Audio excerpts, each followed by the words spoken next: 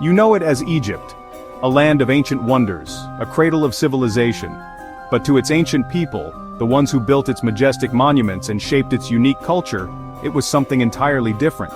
A name resonating with their identity, their beliefs, and their very existence.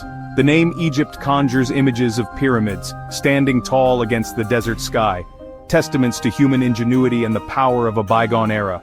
Golden pharaohs, their opulent tombs filled with treasures, symbols of their divine rule and eternal life. And mysterious hieroglyphs, an intricate writing system that held the secrets of their history, their religion, and their daily lives. We rarely question its origins, accepting it as the default label for this extraordinary place, assuming it's always been the name for this land of wonders, a name etched in stone and whispered through the ages. Yet the story of a name is the story of a people, a reflection of their identity, their values, and their place in the world. A journey through history and language, revealing the complex layers of cultural interaction and transformation. Egypt is not an ancient Egyptian word. It doesn't echo the sounds of the pharaohs or resonate with the spirit of the Nile. It's a name given by outsiders, a label imposed upon a land with a rich and complex history. To truly understand this civilization, to grasp its essence and appreciate its unique contribution to human history, we must start with the name it called itself, the name that held the key to its identity. The builders of the Sphinx and worshippers of Ra, the architects of magnificent temples and the creators of intricate art, never called their home Egypt. They had a name of their own, a name that reflected their intimate connection to the land and its life-giving river. Their name for the land sprang from the lifeblood of their world, the source of their sustenance, their prosperity, and their spiritual connection, the Nile, the river that shaped their civilization and defined their existence.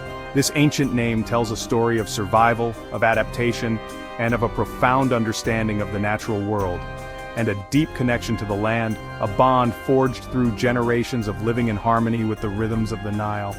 Imagine standing on the banks of the Nile thousands of years ago, listening to the sounds of the river, feeling the warmth of the sun, and witnessing the vibrant life that thrived along its shores.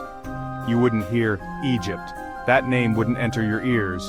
The difference between the name we use, a name that carries the weight of history and the echoes of foreign influence, and the one the ancients used, a name that resonated with their soul and reflected their unique identity, reveals a profound shift in perception, a transformation in how we understand and relate to this ancient civilization.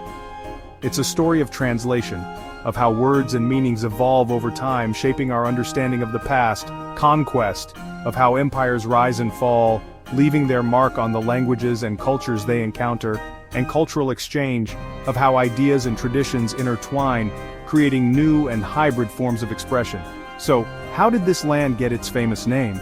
How did Egypt become synonymous with the wonders of the ancient world?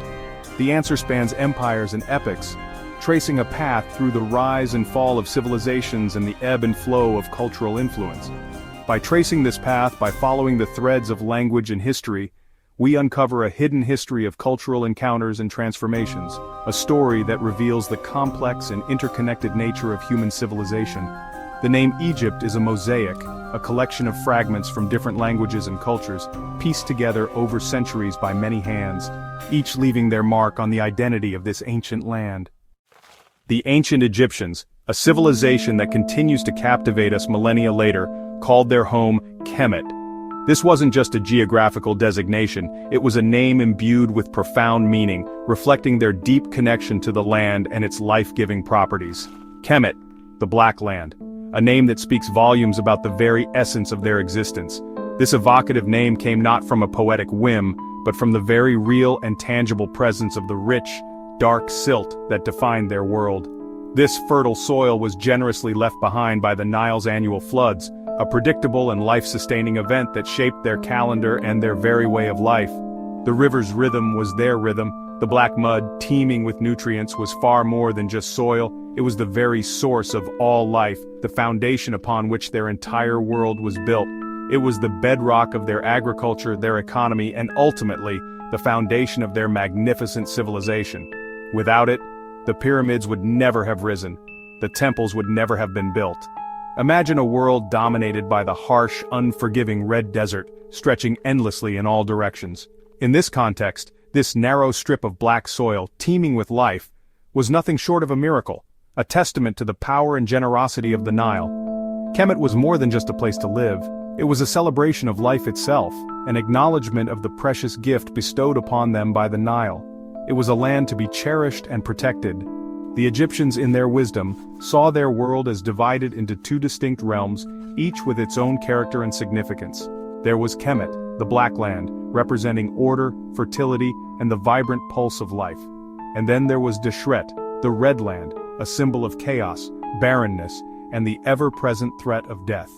This fundamental duality, this constant interplay between opposing forces, profoundly shaped their religion, their art, and their entire worldview. It was a lens through which they understood the cosmos. The pharaoh, as the divinely appointed ruler, was not merely a king, he was the lord of the two lands, the one responsible for maintaining the delicate balance between the fertile valley and the encroaching barren desert, ensuring the continued prosperity of his people.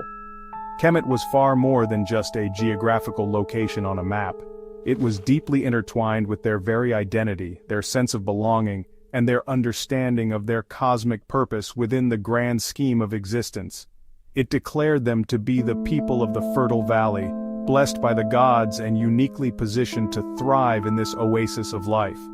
They were the inheritors of prosperity, destined to create a civilization that would leave an indelible mark on the world. The name Kemet, with all its inherent meaning, defined them, shaped them, and sustained them for over 3,000 years of recorded history.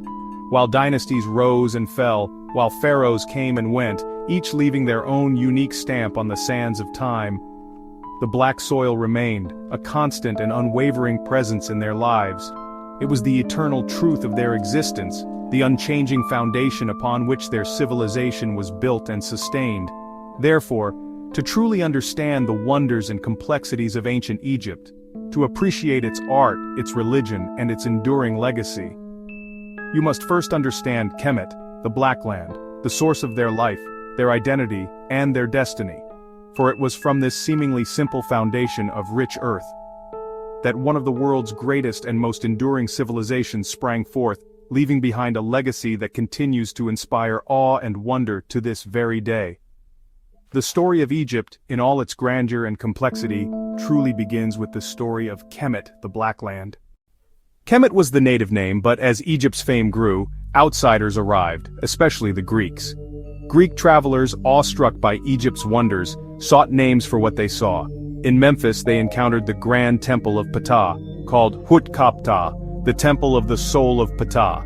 This was just a temple's name, not the country's. But the Greeks, misunderstanding, began using a Hellenized version, Aigyptos, to refer to the whole land.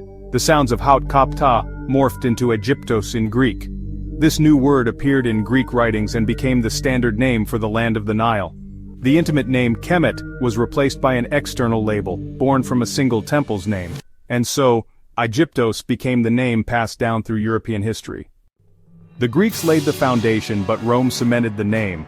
When Rome conquered Egypt, they adopted the Greek Aigyptos, Latinizing it to Aegyptus.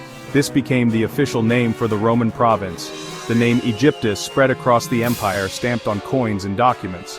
While locals still thought of their land as Kemet, the world now knew it as Aegyptus. Rome's power ensured this name would echo through history. Aegyptus became the definitive name in the classical world, inherited by modern Europe. History kept moving, and in the 7th century CE, Arab armies arrived, bringing a new language and a new name. Misr has deep roots in Semitic languages and appears in ancient texts, including the Bible. The Arab conquerors adopted this ancient term, making it the official name. Misr became both the name for the country and, colloquially, for Cairo itself. Egyptians still say they're going to Misr when traveling to Cairo. The adoption of Misr marked a cultural shift, disconnecting the country's name from its Greco-Roman past. Arabic became the language of daily life, and Misr the name Egyptians used for their home. It looked to both an ancient past and a new future. Misr is the name that endures in the hearts of Egyptians today. While Misr became standard in the Arab world, the Greco-Roman name evolved in Europe. Latin Aegyptus was shortened as it passed into French, English, Spanish, and German. In English it became Egypt, in Spanish, Egipto, in German, Egyptian. The people of Egypt also received a new name in the West, Aegyptios, which evolved into Gypsy due to mistaken identity. The name Egypt is a third-hand echo from ptah to Aigyptos to Egyptus to Egypt. It's a testament to centuries of fascination and cultural exchange. The name we use today is the result of a long, winding journey through language and history. Egypt's name carries the story of how the world has viewed this land. Today, Egypt stands at a fascinating crossroads, a nation living with a dual identity that stretches back millennia. This unique position shapes its culture, its people, and its place in the world. This duality is beautifully reflected in its two names, each carrying a wealth of history and meaning. To the world, it's Egypt, a name instantly recognizable across continents. It's the name of pharaohs, those god-kings who ruled with absolute power. Pyramids, standing as eternal testaments to human ingenuity and ambition, and ancient wonders that continue to captivate and inspire awe in all who behold them. This name, Egypt, connects the country to its ancient past, a legacy of innovation and cultural richness. It also highlights its long and complex relationship with Europe, a connection forged through trade, conquest, and cultural exchange. But internally, within its own borders, it's Misr, a name that resonates with a different kind of history. It's the name you hear echoing through the bustling streets of Cairo, a vibrant pulse of daily life. It's the name emblazoned across newspapers, reporting on the events shaping the nation. And it's the name proudly sung in the national anthem, a symbol of unity and patriotic fervor. Misr connects Egypt to its profound Arab heritage, a cultural tapestry woven over centuries, and to the deeply rooted Islamic faith that has shaped its society and traditions. The two names coexist, not in competition, but in a complementary dance, each representing different facets of the nation's multifaceted identity, a rich blend of ancient and modern influences.